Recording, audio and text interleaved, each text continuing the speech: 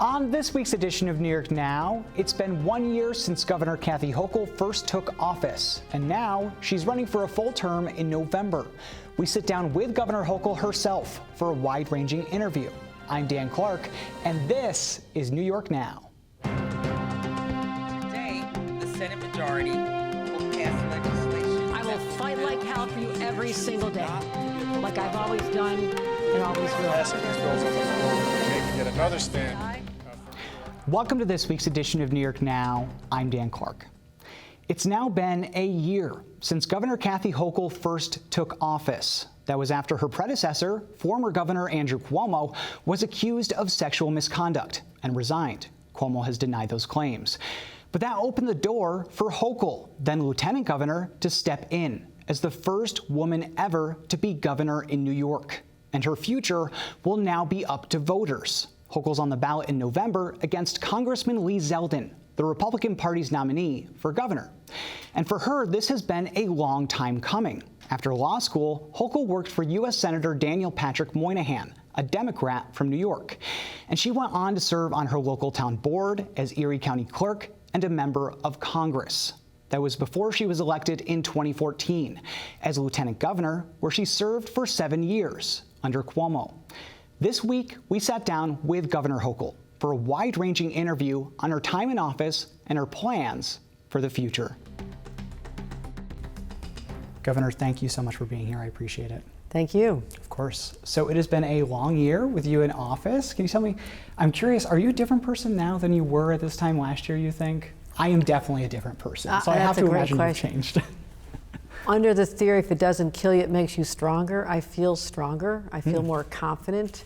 We've had many successes that people thought weren't possible. So we've really talked about how we've governed in a very different way. And I said I'm going to come here and restore people's faith in government.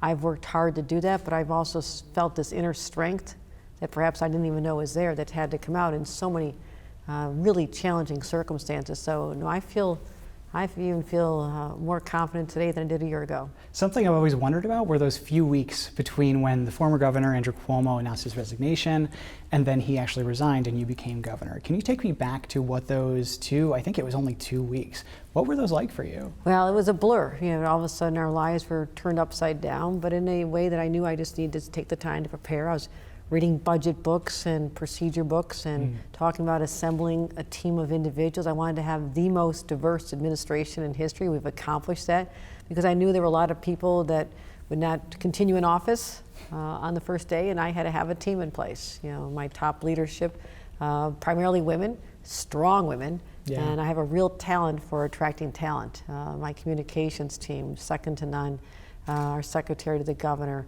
bringing on Karen Persicilli-Keough, bringing on Catherine Garcia, strong policy people. So I'm really fortunate that during that time, I could start in a quick time. We didn't have a lot of opportunities for vetting and things, but you know, I had to pull together a team because literally 1 week later, we're dealing with a hurricane. Yeah. So, and kids going back to school and the uncertainty of COVID and masks or no mask and vaccines or no. So we had a lot to deal with in a short time. So those 2 weeks were part of preparation just for the position itself. You know, you're right, a week in, Ida hit New York. We're coming right up on the anniversary. Take me through that response for you. It was the first really major thing you had to deal with as governor, and it was a tragic event. And I know you went right down into Brooklyn and Queens, I think the day after. We did. We were there immediately.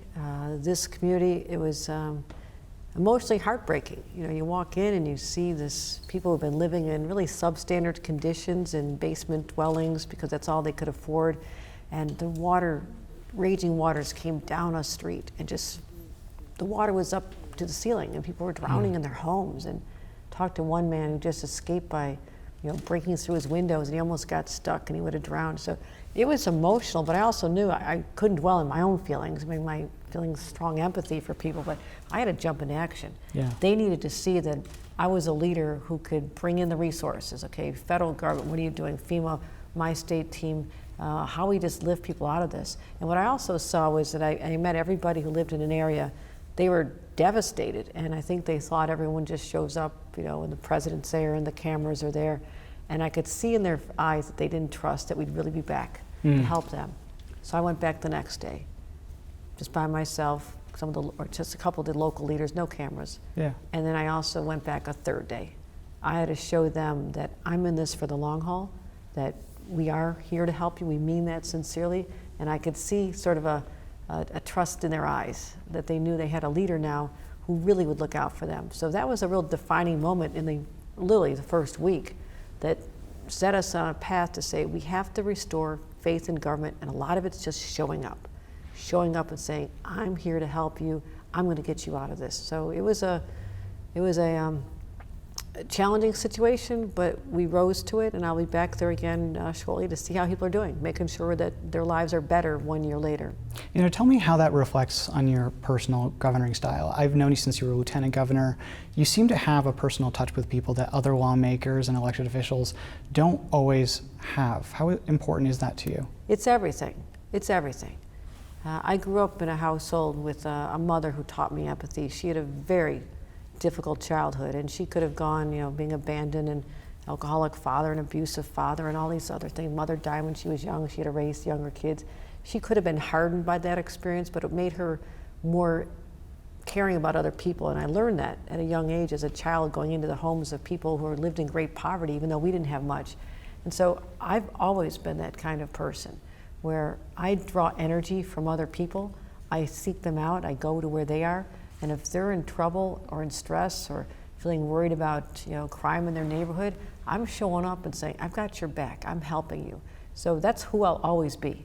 I am most unhappy in this job, sitting behind a desk. We had a lot to do during the budget process, had to stay in Albany for many, many weeks, and we have our responsibilities. But once the end of session came and I could walk around, sit in the Jackson Heights diner the other night, or go to the Troy farmer's market with a new grandbaby a couple weeks ago. I didn't know you were there. This is my favorite farmer's market. It's fabulous. Yeah, I was pushing the baby around the stroller. I was showing her off to everybody. I've been back in Buffalo many times because of the devastation my hometown went through with the slaughter, the massacre of people innocent in a grocery store. So I believe in showing up. You show up with people and resources on your side, and you do it again and again and again. And that's how we build that trust, and I'll always do that. You've done a lot of that over the past year. What do you see as your defining moment? What do you want people to take away from the last year to associate with you? There's been a lot between Omicron, the budget, state of the state, as you said, the awful shooting in Buffalo. A lot has happened. All those combined, but also just in the final weeks of the legislative session and the Supreme Court decision.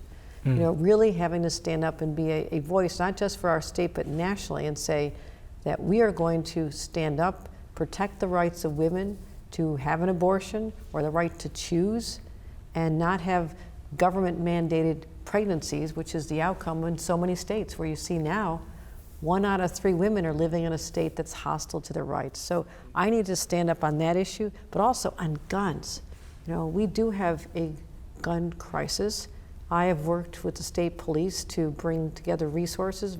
Nowhere else in the country do we have 9 states that I brought together and said, you work together, you start sharing data.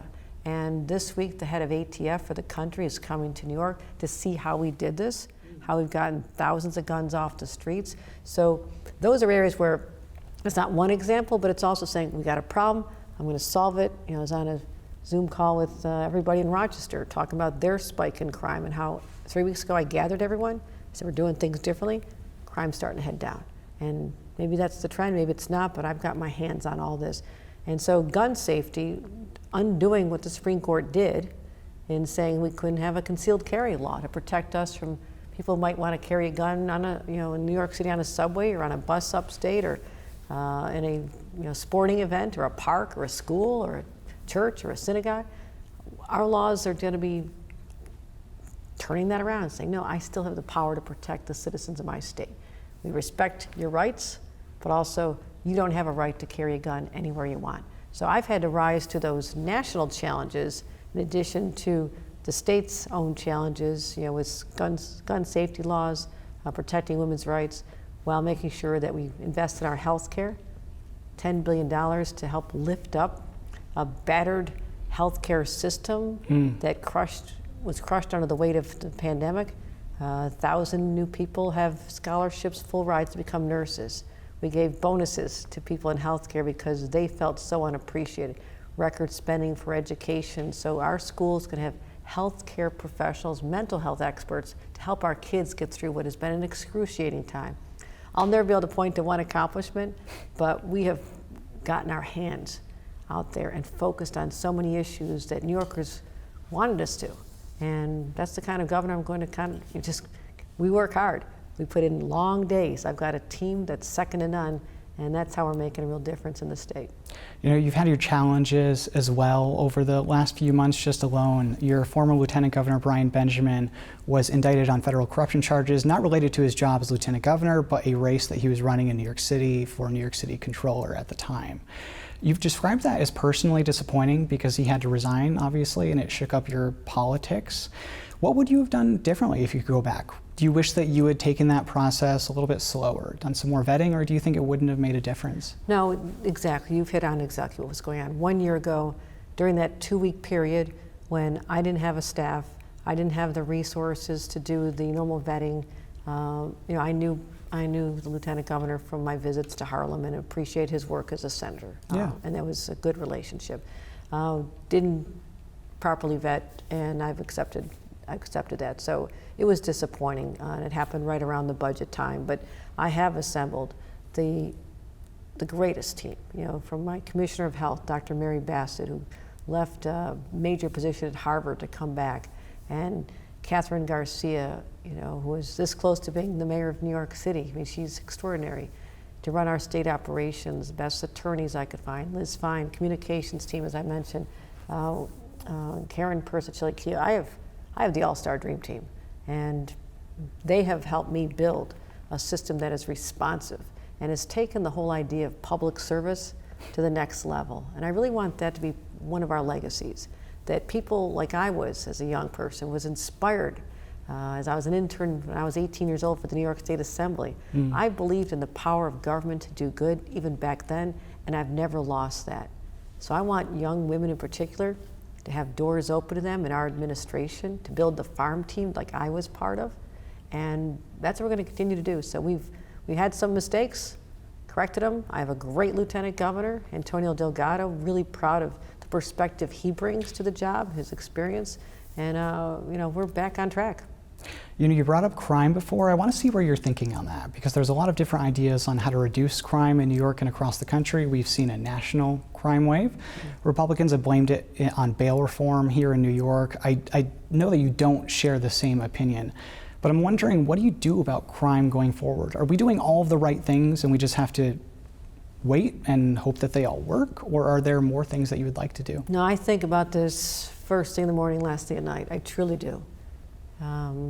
I don't want anyone to be harmed by or victimized by a crime, and they deserve to have security and safety. I believe in targeted changes, as we've done with the bail reform.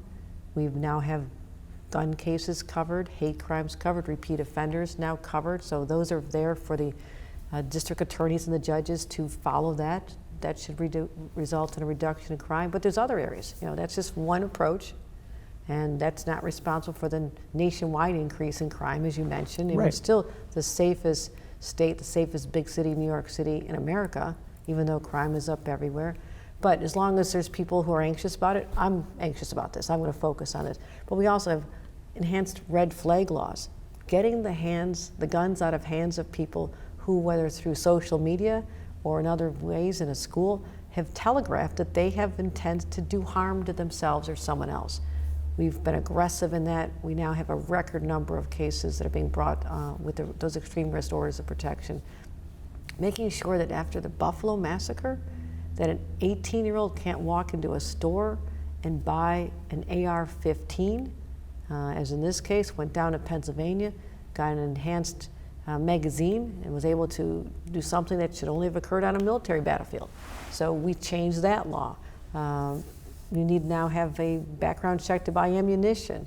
We're going to have enhanced training. So we've made changes to laws that people said were not possible, but through sheer force and cooperation with the legislature, we got them done. So it is a multifaceted approach, and one that I'm not going to let up on. And just was on calls with everybody involved in law enforcement in the city of Rochester to help them get their crime rate down. And the last 3 weeks since I last convened them, the numbers are trending in a better direction because we now have a better relationship. Our state police are embedded in the Rochester Police Department. So that's what I'm doing, is finding out where I can be most helpful to help local law enforcement be able to reduce the crime rate. Republicans have really placed all the blame for the crime problem on Democrats. How much of this do you think is political? So you mentioned before that you may think that judges and prosecutors aren't using the tools, all the tools that they have, effectively. How do we change that? Is it just about the more training that you've mentioned as well? Or how do we make sure that these laws are being followed in a way that they were intended? You're absolutely right about Republicans trying to politicize this, because when it comes to smart gun safety legislation, they oppose it. So how do you say you're trying to stop crime and yet you oppose, verbally said you would not support our enhancements to the red flag laws? You oppose our efforts to restrict who can carry a concealed carry weapon. I mean, how does that match up? Most serious crimes are being committed with guns, with illegal guns from another state. So that's inconsistent right there. That shows that they are just politicizing something because they can, but people need to say, what are you doing about guns? Guns are the ones that are killing people with guns. So that's just a non-starter as far as I'm concerned. You have no credibility to question what we're doing when you won't support our gun safety legislation. I also feel like this is one of those issues, the bail reform issue, that the public doesn't really understand as much as we do. We read these bills, we talk about it every day, it seems, and everything just seems to be kind of jumbled in this political mess on television through ads, online through ads. So that brings up my point of your first full term, looking next year. You have an election in November for the governorship. It'll be your first full term in office. Tell me what's at the top of your accomplishments list. What do you want to get done while you're there? Right. And we'll continue to focus on public safety. We'll continue investing in, as we have, triple the amount of money going to the violence disruptor programs in cities where the crimes are being committed, making sure that our police have the resources they need, that they'll continue to do the work we want them to do and support them. But also, aside from public safety, we have a real affordability crisis. We do. I was going to ask you about that next. I am laser focused on not just the $25 billion record amount of money we're putting toward building 100,000 affordable housing units, but what other strategies can we use, whether it's changing zoning, transit-oriented development. There are ways that we can make this state more affordable for everybody, from the young people that are literally fleeing Silicon Valley. Young people with technology backgrounds and degrees are coming to this state in search of the energy and the vibe. And it's not just New York City, it is upstate as well. What I'm seeing in Albany and Rochester and Syracuse, Utica, Buffalo, Binghamton, it is transformative. The jobs that are coming here, I literally sat down with a major company, talking to them about the talent we have in New York State, upstate. And people want to live here. But what has happened after the pandemic, people discovered many of our communities upstate, the price of housing went up. And I want people to be able to have the joy of home ownership. That's how you build wealth. So we're focusing on more strategies, and I already announced some, but we'll continue to announce more strategies to give first-time home buyers an extra lift and to make it easier for them. So that'll be one of our top positions, as well as continuing to stabilize the healthcare industry. I said I want to increase the healthcare workforce by 20% in 5 years. Now it's down to 4 years. So we have to continue focusing on stabilizing that, as well as focusing on education. The kids who were hit so hard by the pandemic, we need to give them a good education, but also probably mental health services where many wouldn't have needed it before. But let's take the stigma away. Your child's struggling, that's okay. A lot of kids are struggling. And we have to start investing in helping get them through the trauma that they just experienced with this pandemic. Yeah, I think for everybody. I think everybody after the pandemic is dealing with mental health issues unparalleled. I mean, I just took a month off of work, for example, just because of that reason. You just need to reset a lot of these times. And it's okay. We have to say to people, it's okay, we're all human. Exactly. We've been through a lot. Exactly. We've been through so much in the past few years. I want to go back to schools for a second. So the state is ending a lot of the COVID restrictions that were in schools to align with CDC guidance. How hard was that a decision for you? Was it easy just seeing the numbers and saying, okay, now we don't have to do this? Or was it a more deliberative process? No, we analyze the numbers nonstop every single day. We're Yeah. looking at the numbers and the trends, and where we were this time last year, we're in a very good place. And all of a sudden, kids are back in school, people back indoors, the numbers started going up, and then they started coming down, and we're thinking by November we're in good shape. And then the end of November, Omicron shows up. And we were the first state to really take that seriously. We started amassing testing kits. We had more test kits in the state of New York than probably the entire country, because I knew we had to do this, because my fear was that this would spread and kids wouldn't be back to school in January. I had to make sure that kids stayed in schools. So we're very experienced now in what to look for. Yeah. So those restrictions, because of the availability of the test kits, realizing that the data is showing what's really causing the virus to spread, and it's not spreading in schools. So why not take away some of those, the stressors that are associated with reminding people that we've been through a pandemic. When you don't need to, we won't. When we need to put in restrictions, we will. So I don't want to be just continuing things because they've been there. But I've said to everybody, if we see a trend, numbers start going up, we're going to talk about things differently. But right now, I'm empowering New Yorkers. Make sure you're vaccinated. Get your kids vaccinated. Be smart about it. Protect yourself. And if more boosters come out, be first in line. Get them. And I'll always make sure we have supply. That's what I have to continue doing, is that I don't ever want to have supply chain shortages when it comes to protecting the health of New Yorkers. The Omicron booster is going to be coming out here in the next few weeks. Hopefully, fingers crossed. Are we ready for that? Yes. Again, we have to take what the federal government gives us. So there's always some sort of more demand than supply initially, but we have the exact opposite now. If you want to get a vaccine, something that was scarce a year ago, you can get them on street corners. I mean, they're everywhere. And really, everybody should be doing this, because this is going to be around for a while. And our hospitalizations are down. We still lost 25 people to COVID in our state yesterday, but we're definitely in a better place. But we're in a far better place if we can get more people vaccinated. Right, exactly. It's hard to think that we're in a better place when you see those deaths every day. I mean, you're looking at this data every day. Yes. I skip some days. How does that weigh on you? I have to do this. I'm the governor of New York. Yeah. I'm responsible for the public health and safety of everyone who calls himself a New Yorker. I take that very seriously. Is it hard? It's my job. I have to do this. And I embrace it. It's an absolute honor to be the governor. And yes, there's a certain weight that's on your shoulders, but I lean into it. This is not for the faint of heart. I run into this and say, I can do this. People need to believe. They need to know that their governor has got their back. We're just about out of time. I need to ask you about this because I love following legal news in New York. It's one of my passions. You're going to have the chance to pick a new chief judge here in the next few months. What kind of person are you looking for? Some people really want you to pick somebody with experience in public defense versus prosecution. Do you have any idea of the person that you're looking for? There will be no litmus test. No one will be disqualified because of their particular background, whether they were a public defender, whether they were a prosecutor, whether they were an existing judge, whether they're an academic or someone from the private sector. What I'm looking for is the opportunity to build this court to honor the legacy of the past, when Supreme Court justices used to be taken from the New York State Court of Appeals. Yeah. I want a true jurist, someone who has demonstrated the ability to weigh both sides of an issue and come down and do what's best for the people of our state.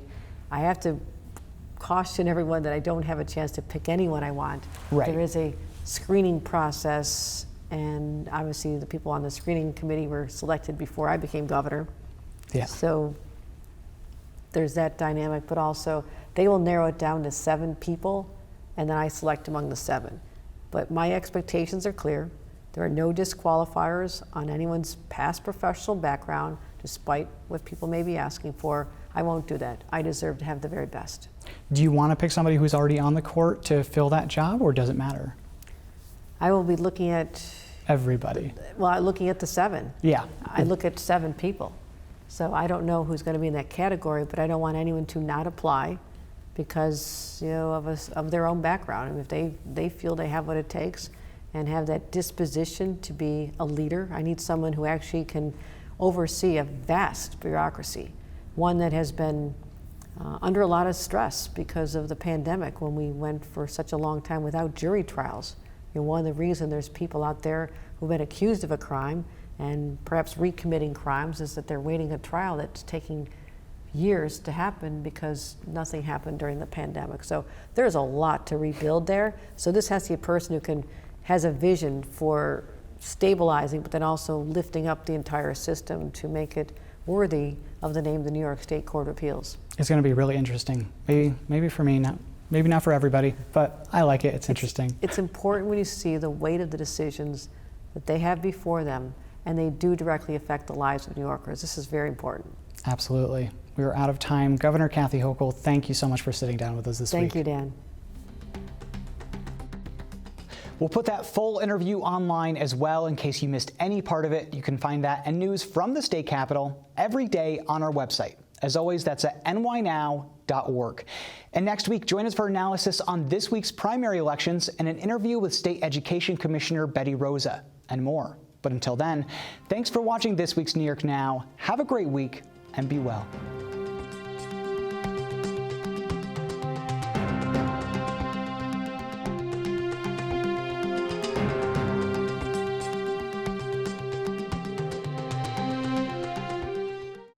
Funding for New York Now is provided by WNET.